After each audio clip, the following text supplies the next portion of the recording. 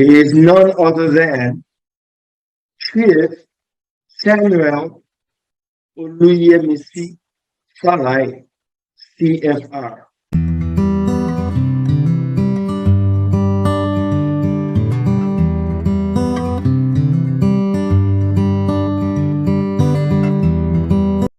Yes, sir. It's been a long ride since President Muhammadu Buhari took the reins of power from President Jonathan, promising Nigerians change for the better and improving the security of the country. However, less than a year left in his second term, the country has gone from bad to worse. Sir, how do you rate this administration? Just as you rate this administration, you have said that things have gone from bad to worse 4 times over. That's what it is. It's unfortunate because I was, for a time, a strong supporter of General Buhari. When, like others, I thought he was going to have the military discipline and training to give our nation a new direction. But on assumption of office, he has disappointed me and many, many people. Particularly in the area where we expected him to be most effective, which is security. At the beginning of his regime, where he made the right moves, made the right noises, by moving the unit in charge of Boko Haram to the northeast, to the theater. But unfortunately, not much happened. In fact, the contrary. Violence has increased. More violent groups have emerged in his watch. We now hear about ISWAP, we hear about bandits, we hear about terrorists, we hear about herdsmen who kidnap and murder people. These were not known before he came on board. And so you begin to wonder what really happened. We expected an improvement, but the situation has worsened considerably. And recently, here in Owo, some terrorists went into a Catholic church on Sunday and killed, I think, 34, 35 people. I was there, I've seen the church. It's a horrible sight to behold. This is where we are, after 7 years of a military officer as president of Nigeria. If you look at the economic area, it is even, if anything, can be worse than this current situation. It's unbelievable.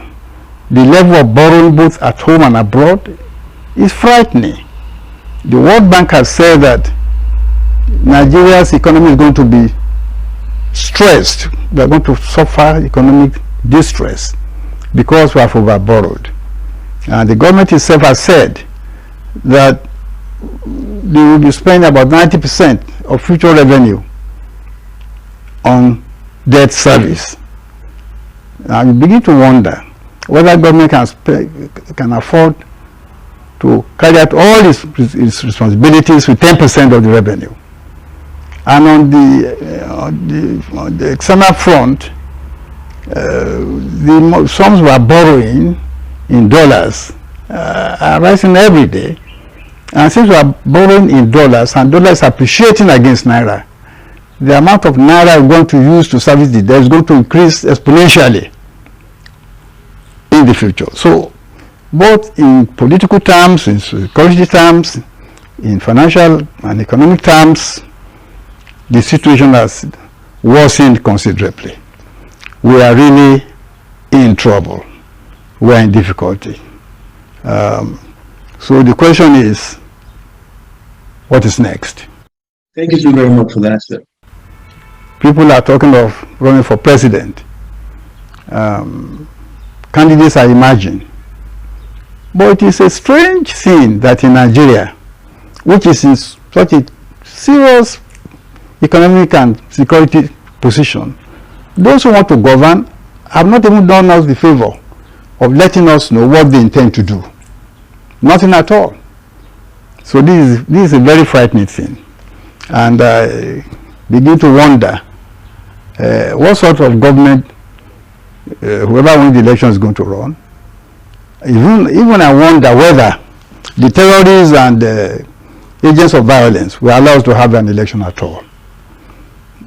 Because what sort of election can we have where terrorists of all kinds are operating across the country? Can we have an election that will be a true reflection of the preferences and choices of the people? These are questions that Nigerians will need to answer. We are really at the crossroads. But if you ask me, what should we do? To every problem, there's a solution. I learned in school that the ultimate solution to every problem which appears insoluble is for you to abandon the objective you are trying to achieve. We will not abandon Nigeria, but we need a game changer. We must reinvent Nigeria so that a new game can start. How do we reinvent Nigeria?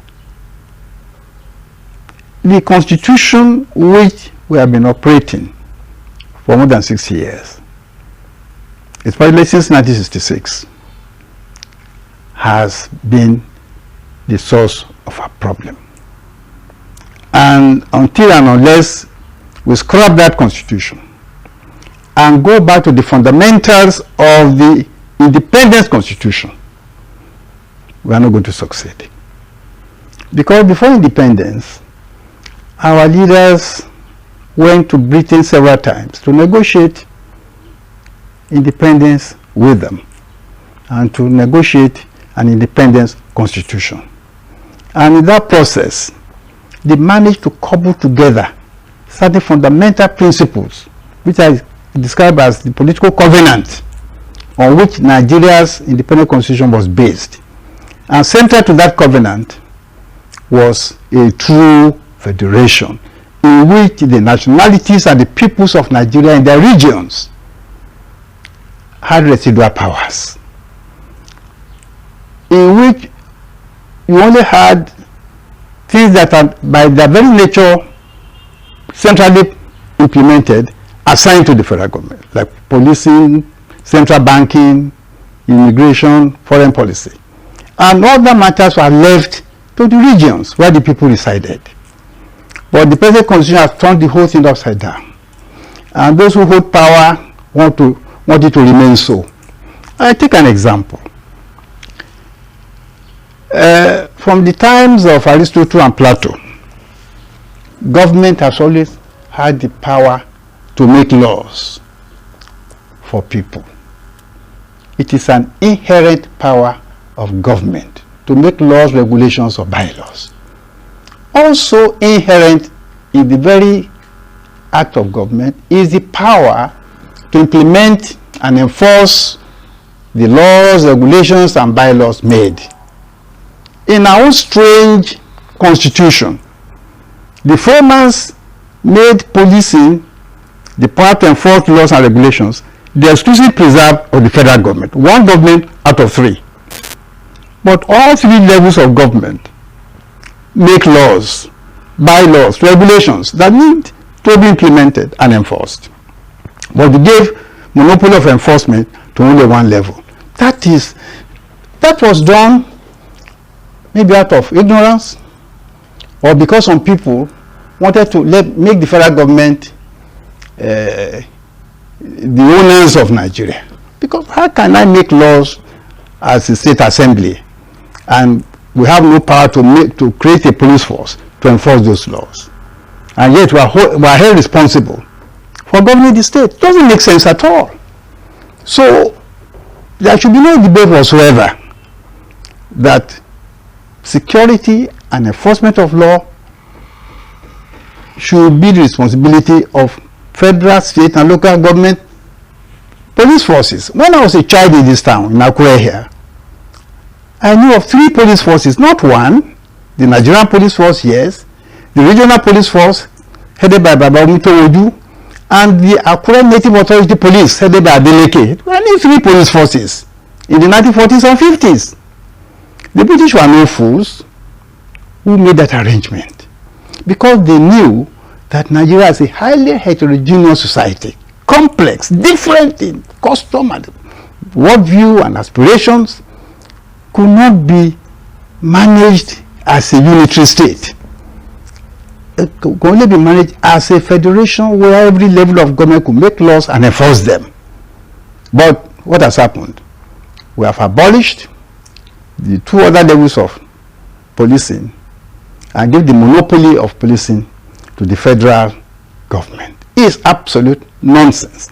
In fact, when the Ondo State House of Assembly was holding a public hearing on the establishment of Amotekun, I went there to give them enlightenment and encouragement.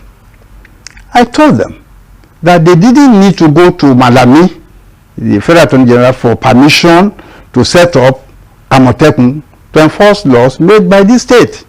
Because, as I said, and I say it again, the power to make laws is inherent in government, federal, state, local.